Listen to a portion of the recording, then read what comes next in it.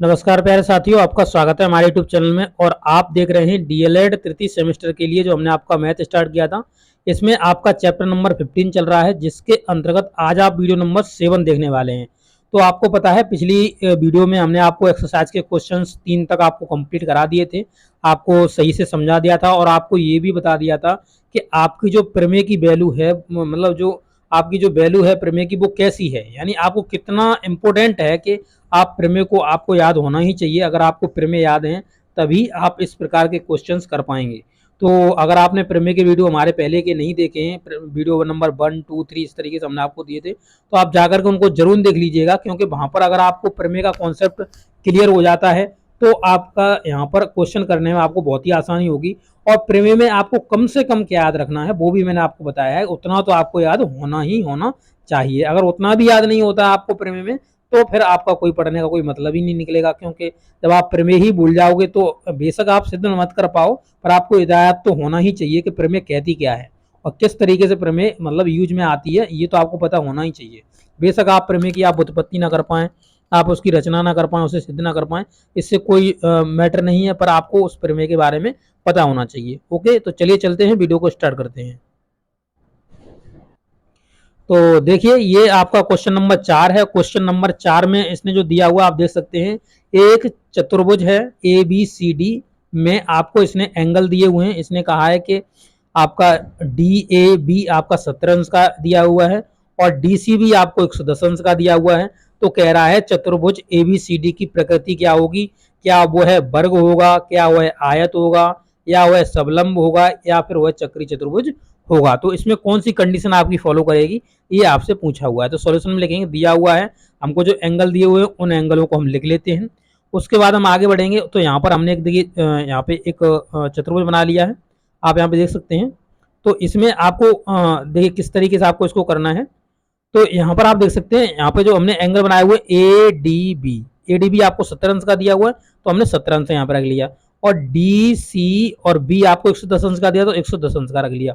तो यहाँ पर इन दोनों को अगर आप जोड़ेंगे, ए डी बी का आपका यानी ए मतलब देखिए डी ए बी, तो डी ए बी यानी इस एंगल को और इस एंगल को जोड़ेंगे, तो इन दोनों का योग अगर 180 अंश हो जाता है तो ये चक्री चतुर्भुज होगा। ठीक है, क्योंकि चक्री चतुर्भुज में जो आमने सामने के कोण होते हैं उनका योग हमेशा 180 अंश होता है। ये आपने थ्योरम के रिगार्डिंग पढ़ा होगा, थ्योरम आपने ये पढ़ी होगी, क्लास हाई स्कूल में थी थ्योरम आपकी, यहाँ भी दी गई होगी, तो मैं आपको समझा दूंगा इसमें भी। ठीक है, तो ये आपकी एक थ्योरम होती है कि चक्री चतुर्भुज के जो सम्मुख कोण होते हैं वो हमेशा 180 अंश के होते हैं, उनका योग 180 अंश का होता है। और यहाँ पर जब हमने इनको जोड़ा तो ये 180 ही अंश ही निकल कर आए, तो 180 अंश दोनों की वैल्यू निकल कर आई, अतः यह चक्री चतुर्भुज है। क्योंकि चक्री चतुर्भुज के सम्मुख कोणों का योग 180 अंश होता है। ये थ्योरम आपकी क्लास 10th में थी, हमने जब पढ़ रहे थे तब हमने ये क्लास 10th में अपनी एक थ्योरम वहाँ पे सिद्ध की थी, तो वहाँ पर हमको ये पता है ये आपकी थ्योरम क्लास 10th में थी जब हम क्लास 10th में पढ़ रहे थे। ठीक है, तो ये मेरे पेपर में भी आई थी, तब मैंने इसे बाकायदा से इसे सॉल्व करा था वहाँ पे। अब आगे देखेंगे क्वेश्चन नंबर 5। क्वेश्चन नंबर 5 में देख सकते हैं ए बी सी डी चक्री चतुर्भुज है, जिसका बहिष्कोण आप देख सकते हैं, यानी जो बाहर का कोण है वो आपका डी सी ई होगा। डी सी ई है तो डी सी ई यानी डी सी ई तथा D A B, D C E और डी ए बी, तो देखिए डी ए और बी इस एंगल की बात कर रहा है और इस एंगल की बात कर रहा है, इस एंगल की बात कर रहा है। ये कह रहा है कि दोनों कैसे होंगे, इनमें क्या संबंध होगा, तो ये आपको संबंध ज्ञात करना है। तो चलिए देखते हैं इसे हम सॉल्व करते हैं। तो यहाँ पर देखिए दिया गया है कि यह एक चक्री चतुर्भुज है, यह एक चक्री चतुर्भुज है। हमें पता है कि चक्री चतुर्भुज के सम्मुख कोणों का योग 180 अंश होता है। ये चक्री चतुर्भुज कहाँ से पता चला, क्योंकि इसने क्वेश्चन में ही लिख कर दिया है कि ये एक चक्री चतुर्भुज है। और चक्री चतुर्भुज के बारे में हमको एक प्रॉपर्टी पता है कि इसके जो सम्मुख कोण होते हैं वो 180 अंश के होते हैं।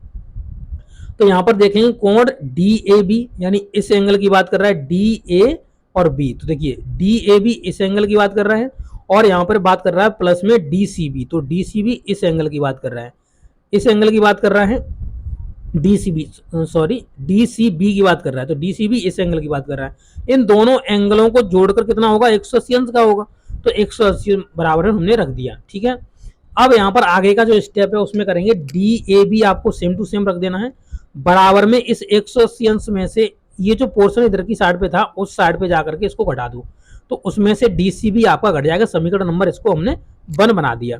ठीक है, इस समीकरण नंबर 1 बना दिया।